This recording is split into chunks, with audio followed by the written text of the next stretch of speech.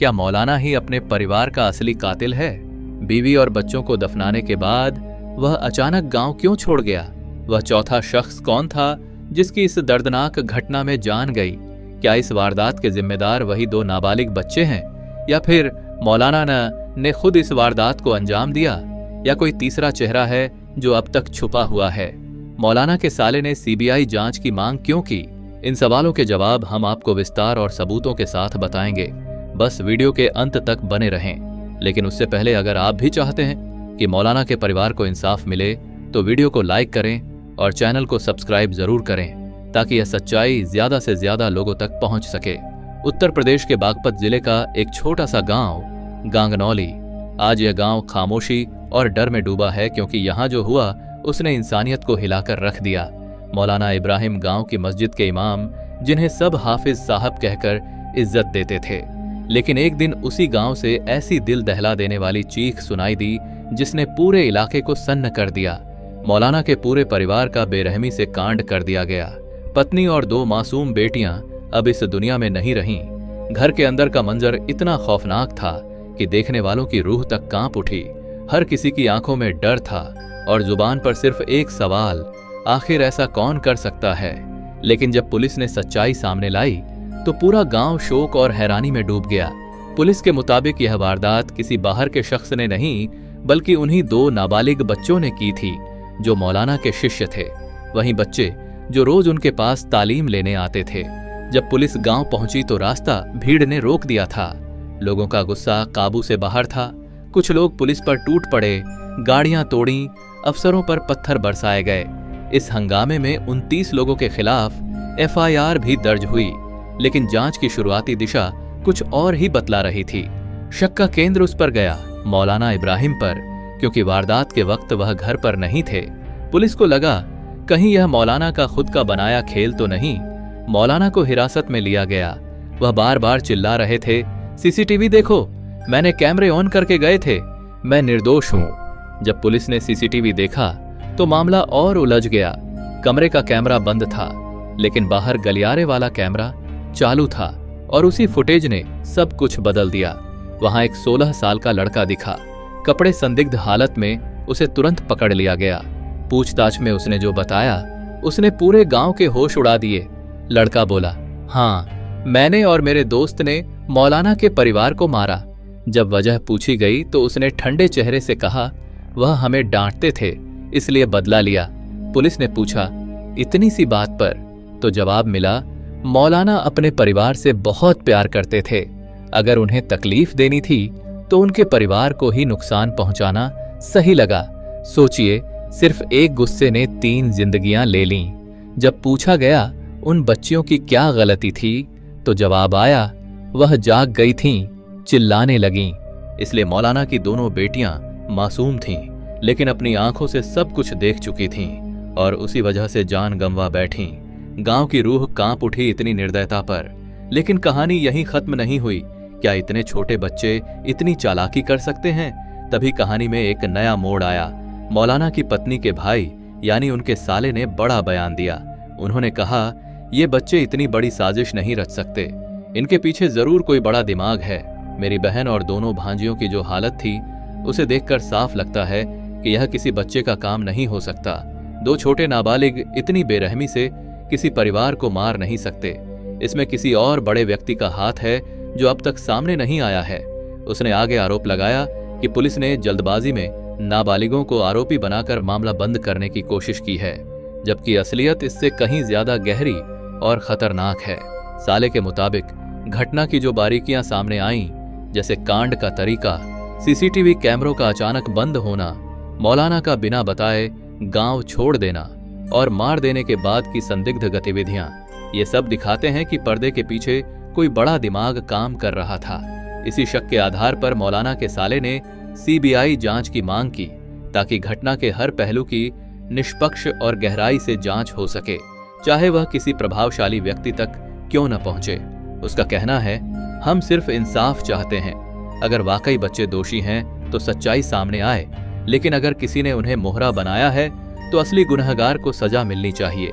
यानी कहानी अब एक नए मोड़ पर पहुंच चुकी थी। एक तीसरा किरदार सामने आया था। कोई ऐसा जो तकनीक का माहिर था और जिसने इस पूरी वारदात की बारीकी से प्लानिंग की थी। पुलिस ने शक के दायरे में आए 3 युवकों को पूछताछ के लिए बुलाया। पहला इलेक्ट्रॉनिक्स की पढ़ाई कर चुका था, दूसरा कंप्यूटर रिपेयरिंग का काम करता था और तीसरा मोबाइल सर्विस सेंटर में नौकरी करता था। पुलिस को यकीन था कि इन्हीं तीनों ने वह कैमरा बंद किया जिसने इस केस को सुलझाने की सबसे अहम कड़ी बनना था। जांच आगे बढ़ी तो शक की सुई बार बार मौलाना की तरफ घूमने लगी, क्योंकि घटना के कुछ ही दिनों बाद मौलाना ने अचानक गांव छोड़ने का फैसला कर लिया। उन्होंने कहा, अब इस गांव में मेरा कोई नहीं बचा, मेरी बीवी और बेटियां ही मेरा संसार थीं। अब मैं यहां क्यों रहूं? गांव वाले पहले तो भावुक हो गए, लेकिन जल्द ही गुस्से में आग बबूला हो उठे। उन्होंने कहा, हमने तुम्हारे लिए पुलिस से भिड़ंत मोल ली, हमारे ऊपर केस दर्ज हुए और अब तुम हमें छोड़कर जा रहे हो। गांव वालों का मानना था कि पुलिस और ग्रामीणों की झड़प की जड़ मौलाना ही थे। अगर वह शुरू से पुलिस से सहयोग करते तो शायद गांव में हिंसा होती ही नहीं। अब हालात ऐसे बन गए कि गांव 2 हिस्सों में बंट गया। एक तरफ थी पुलिस, दूसरी तरफ गांव वाले और बीच में था सिर्फ एक नाम, मौलाना इब्राहिम। लोग अब सवाल पूछने लगे, अगर मौलाना निर्दोष हैं तो गांव क्यों छोड़ दिया? क्योंकि जो इंसाफ चाहता है वह भागता नहीं। इसी बीच पुलिस के हाथ एक और बड़ा सुराग लगा। घटना वाली रात गांव के पास एक काली गाड़ी देखी गई थी। गाड़ी में 4 लोग सवार थे, जिनमें से एक का चेहरा पूरी तरह ढका हुआ था। अब पुलिस उसी गाड़ी और उसके सवारों की तलाश में जुटी है, लेकिन अब तक कोई ठोस सुराग नहीं मिला है। जब पुलिस ने मौलाना से इस बारे में पूछताछ की तो उन्होंने जवाब दिया, मैं उस दिन देवबंद गया था अफगानिस्तान के विदेश मंत्री से मिलने। मौलाना के साले का बयान अब इस केस का टर्निंग पॉइंट बन गया था। उन्होंने साफ कहा, इन बच्चों को फंसाया जा रहा है, असली मास्टरमाइंड कोई और है। बस यही बयान जैसे आग में घी डालने का काम कर गया। गांव में नई चर्चा फैल गई। क्या वह तीसरा शख्स वही रहस्यमयी चेहरा मौलाना के ही करीब का कोई व्यक्ति था? कुछ लोग कहते शायद कोई पुराना दुश्मन, तो कुछ का मानना था मामला किसी धार्मिक विवाद से जुड़ा हो सकता है। उधर पुलिस ने सीबीआई जांच की मांग राज्य सरकार को भेज दी, क्योंकि अब स्थानीय पुलिस भी मान चुकी थी कि इस केस की परतें सतह से कहीं ज्यादा गहरी हैं और सीबीआई जांच का मतलब था हर बयान की दोबारा पड़ताल, हर फुटेज की बारीकी से जांच, हर गवाह से फिर से पूछताछ और हर झूठ की तह में जाकर सच को खंगालना। अब गांव की गलियों में बस एक ही चर्चा थी, मौलाना निर्दोष हैं या वही इस सब के पीछे हैं। और दोस्तों, यहीं से इस केस की असली कहानी शुरू होती है, जहां हर चेहरा शक के घेरे में है, हर बयान एक नया मोड़ लाता है और हर दिन यह सवाल और गहरा होता जा रहा है, क्या यह ट्रिपल कांड सिर्फ बदले की वारदात थी या किसी ने इन बच्चों के जरिए एक बड़ी साजिश को अंजाम दिया? जब मौलाना ने गांव छोड़ने की बात कही तो पूरा गांव जैसे टूट गया। कई औरतें रो पड़ीं। उन्होंने कहा, मौलाना साहब, आप मत जाइए, आपकी मस्जिद की अजान भी अब अधूरी लगेगी। लेकिन मौलाना का जवाब दिल तोड़ देने वाला था। उन्होंने कहा, अब इस गांव में मेरा कोई नहीं बचा, मेरी बीवी इसराना और मेरी 2 बेटियां यही मेरा संसार थीं। अब मेरे लिए इस जगह में सिर्फ दर्द बाकी है। उन्होंने बताया, जिस घर की हर दीवार में मेरी बच्चियों की हंसी गूंजती थी, अब वहीं बस दर्द की परछाइयां हैं। जब भी उस कमरे में जाता हूं, सन्नाटा मुझे काटने को दौड़ता है। मेरी बच्चियों की मासूम हंसी अब भी मेरे कानों में गूंजती है। यह कहते हुए मौलाना की आवाज भर रह गई। उन्होंने कुछ कपड़े, कुछ किताबें और अपने परिवार की तस्वीरें एक बैग में रखीं और गांव छोड़ने की तैयारी कर ली। गांव वालों ने उन्हें बहुत रोका, यहां तक कि बागपत के सांसद तक ने आकर कहा, मौलाना साहब, आप मत जाइए, हम आपको इंसाफ जरूर दिलवाएंगे। मगर मौलाना ने किसी की बात नहीं मानी। उन्होंने शांत स्वर में कहा, अब मुझे किसी चीज से कोई मतलब नहीं, मेरा सब कुछ मुझसे छिन गया है। अब मैं अपने गांव सुन्ना, जिला शामली वापस जा रहा हूं। वह गांव जो कभी उनकी जन्मभूमि था, अब उनका शरण स्थल बन चुका था। मौलाना के जाते ही गांगनौली गांव का माहौल और भी भारी हो गया। जब पुलिस ने गांव वालों पर एफआईआर दर्ज की तो नाराजगी खुलकर सामने आ गई। लोगों ने गुस्से में कहा, हमने तो मौलाना के लिए लड़ाई लड़ी थी, उनके लिए पुलिस से भिड़े थे और आज उन्हीं की वजह से हम अपराधी कहलाए। धीरे धीरे शक का दायरा फिर से फैलने लगा। गांव की गलियों में अब फुसफुसाहट थी। अगर मौलाना निर्दोष थे तो वह भागे क्यों? अगर वह सच बोल रहे थे तो सीबीआई जांच से डर क्यों रहे हैं?